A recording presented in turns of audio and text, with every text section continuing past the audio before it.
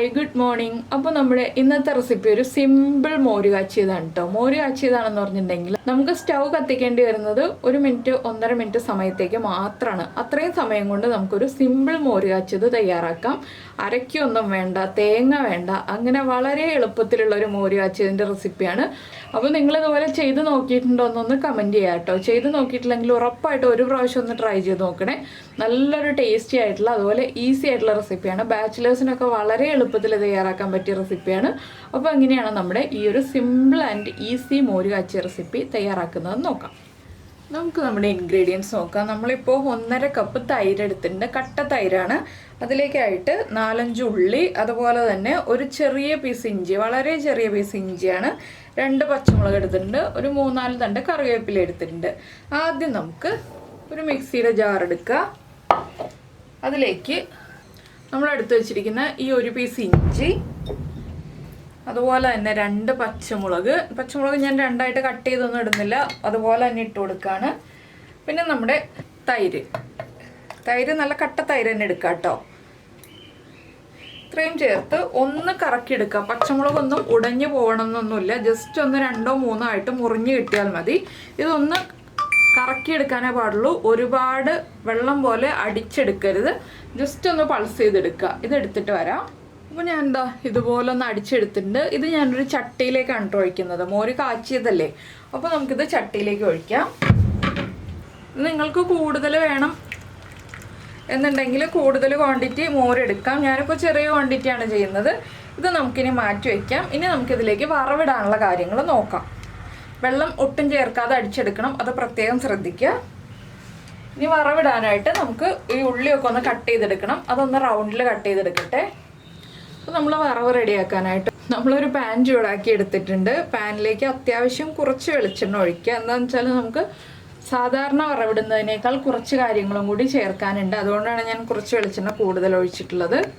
വെളിച്ചെണ്ണ ഒന്ന് നന്നായിട്ട് ചൂടായി വരുമ്പോൾ നമ്മൾ എടുത്തു വെച്ചിരുന്ന ഉള്ളി ഉണ്ടല്ലോ, ആ ഉള്ളി ഒന്ന് റൗണ്ടിൽ കട്ട് ചെയ്ത് വെക്കുക. അതുപോലെ തന്നെ ഒരു 4 വറ്റൽമുളക് അടുപ്പിച്ച് വെക്കുക. തൈരിൻ്റെ അളവനുസരിച്ച് നമ്മൾ എല്ലാ കാര്യങ്ങളും കൂടുതലായിട്ട് എടുക്കുക. അപ്പോൾ നമ്മുടെ വെളിച്ചെണ്ണ ചൂടായി വന്നിട്ട് നമുക്കിതിലേക്ക് ആദ്യം കടുക് ചേർക്കാം. 1 ടീസ്പൂൺ കടുക് പൊട്ടി വരുമ്പോൾ തന്നെ നമ്മൾ പിന്നെ ചേർക്കുന്നത്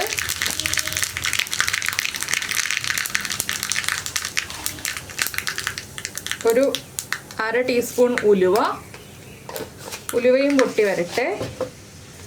ഉലുവ പൊട്ടി തുടങ്ങുമ്പോൾ നമ്മൾ വീണ്ടും ചേർക്കുന്നത് ഒരു 1/4 ടീസ്പൂൺ നല്ല ജീരകം, നമ്മുടെ ക്യുമിൻ സീഡ്സ്. ഇത് സാധാരണ നമ്മൾ മോര് കാച്ചിയതിൽ ചേർക്കാത്ത കാര്യമാണ് ക്യുമിൻ സീഡ്സ് വറവിൽ. അതുപോലെ തന്നെ നമ്മുടെ ഉള്ളി റൗണ്ടിൽ കട്ട് ചെയ്തത്. ഇനി ഉള്ളിയുടെ കളറൊന്ന് മാറി വരുന്നത് വരെ നമ്മളൊന്ന് ഇളക്കി കൊടുക്കുക. ഇതുപോലെ മോര് കാച്ചുമ്പോൾ ഈ ക്യുമിൻ സീഡ്സ് നിർബന്ധമായിട്ടും ചേർക്കണം കേട്ടോ. അപ്പോഴേ ടേസ്റ്റ് ഉണ്ടാവുള്ളൂ നമ്മുടെ മോര് കാച്ചിയതിന്. നമ്മൾ മോര് കാച്ചുമ്പോൾ ജീരകം അരച്ച് ചേർക്കുമല്ലോ, അതുകൊണ്ടാണ് ക്യുമിൻ സീഡ്സ് ഇപ്പോൾ ചേർക്കണം എന്ന് പറയുന്നത്. ഇനിയിപ്പോൾ ഉള്ളിയുടെ കളറൊന്ന് നന്നായിട്ട് മാറി വരണം, ലൈറ്റായിട്ടൊന്ന് ബ്രൗൺ ഷെയ്ഡായി തുടങ്ങണം. അതുപോലെ തന്നെ നമുക്കിനി ഉള്ളിയുടെ കൂടെ ചേർക്കാനുള്ളതാണ് 4 വറ്റൽമുളക് ഞാൻ എടുത്ത് വെച്ചിട്ടുള്ളത്. വറ്റൽമുളകും ചേർത്ത് ഒന്ന് ഇളക്കി കഴിഞ്ഞിട്ട് പിന്നെ നമുക്ക് ചേർക്കാനുള്ളത്, നമ്മൾ ഉലുവ ചേർത്തു എങ്കിലും വറുത്ത് പൊടിച്ച് വെച്ചിരിക്കുന്ന ഉലുവപ്പൊടി, അതൊരു 2 പിഞ്ച് ചേർത്ത് കൊടുക്കുക. 2 പിഞ്ച് മതി, അല്ലെങ്കിൽ കയ്പ്പായി പോവും. 1 കപ്പ് മുതൽ 1.25 കപ്പ് വരെയുള്ള തൈരാണ് നിങ്ങൾ എടുക്കുന്നതെങ്കിൽ 2 പിഞ്ച് മതി. ഉലുവപ്പൊടിയൊക്കെ ഒന്നുകൂടി ഒന്ന് റോസ്റ്റായി വരട്ടെ. ഇനി നമ്മൾ ചേർക്കുന്നത് നമ്മുടെ മഞ്ഞൾപ്പൊടി, ഒരു 1/4 ടീസ്പൂൺ മഞ്ഞൾപ്പൊടിയും കുക്കായി വരണം. നമ്മൾ സാധാരണ മോര് കാച്ചിയതിൻ്റെ കളറിലേക്ക് നമ്മുടെ ഈ ഒരു മോര് കാച്ചിയതിൻ്റെ കളറും കിട്ടണം, ആ ഒരു ടേസ്റ്റും കിട്ടണം. അതിനാണ് നമ്മൾ ഈ ഇൻഗ്രീഡിയൻസ് ഒക്കെ ചേർക്കുന്നത്. പിന്നെ നമ്മൾ ചേർക്കുന്നത് കറിവേപ്പിലയും ചേർത്ത് വീണ്ടും ഇളക്കി കൊടുക്കുക. ഇനി അവസാനം നമുക്ക് ഒരു കാര്യവും കൂടി ചേർക്കാനുണ്ട്. അപ്പോൾ നമ്മുടെ ഉള്ളിയുടെ കളറൊക്കെ ഒന്ന് മാറി തുടങ്ങുന്നുണ്ട്. നമുക്കിനി ഫ്ലെയിം ഓഫ് ചെയ്തിട്ട് മാത്രം ചേർക്കേണ്ട കാര്യമാണ്. ഒരു 1/2 ടീസ്പൂൺ മുളക് പൊടിയും കൂടി ചേർത്ത് കൊടുക്കുക. ഇത് നന്നായിട്ടൊന്ന് ഇളക്കി കൊടുക്കുക. മുളക് പൊടി ഫ്ലെയിം ഓഫ് ചെയ്തിട്ട് മാത്രം ചേർക്കാട്ടത് പ്രത്യേകം ശ്രദ്ധിക്കുക. ഇനി നമുക്കിതിലേക്ക് ഇനി നമുക്ക് ഈ വറവ് നമ്മുടെ മോരിലേക്ക് ചേർത്ത് കൊടുക്കാം. ഫ്ലെയിം ഓൺ ചെയ്യരുത് കേട്ടോ, ഫ്ലെയിം ഓൺ ചെയ്യാതെ തന്നെ ചേർക്കണം. നമ്മൾ മോരിലേക്ക് ചേർക്കാണ്, ചൂടോടുകൂടി തന്നെ ചേർക്കാം. ഇനി നമുക്കിത് ഒന്ന് ഇളക്കി മിക്സ് ചെയ്യാം. നമ്മുടെ മോര് കാച്ചിയത് ഇതാ റെഡി ആവുന്നു. ഇനി നമ്മൾ കുറച്ച് ഉപ്പും കൂടി ചേർത്ത് ഒന്ന് ഇളക്കുക. അത്രയേ ഉള്ളൂ മോര് കാച്ചിയതിൻ്റെ പരിപാടി. എല്ലാവർക്കും എളുപ്പത്തിൽ ഞാൻ എന്താ ഉപ്പ് ചേർക്കാണ്. തയ്യാറാക്കാൻ പറ്റിയൊരു മോര് കാച്ചിയതാണ്. ഈസി അല്ലേ, വളരെ സിമ്പിളായിട്ട് റെഡിയായി കഴിഞ്ഞു. അപ്പോൾ നിങ്ങൾ ഇതുപോലെ മോര് കാച്ചി നോക്കിയിട്ടില്ലെങ്കിൽ ഉറപ്പായിട്ടും ഇങ്ങനെ ഒന്ന് മോര് കാച്ചിയത് ഉണ്ടാക്കി നോക്കൂ. നമുക്ക് വീട്ടിൽ പെട്ടെന്ന് തന്നെ ആരെങ്കിലും ഗസ്റ്റൊക്കെ വരികയാണെങ്കിൽ ഉറപ്പായിട്ടും ഉണ്ടാക്കാൻ പറ്റിയ റെസിപ്പിയാണ്. ഇതിപ്പോൾ മോര് കാച്ചിയതല്ലാന്ന് ആരും പറയില്ല. നമ്മൾ തേങ്ങ അരച്ചിട്ടില്ല എന്ന് മാത്രമേ ഉള്ളൂ.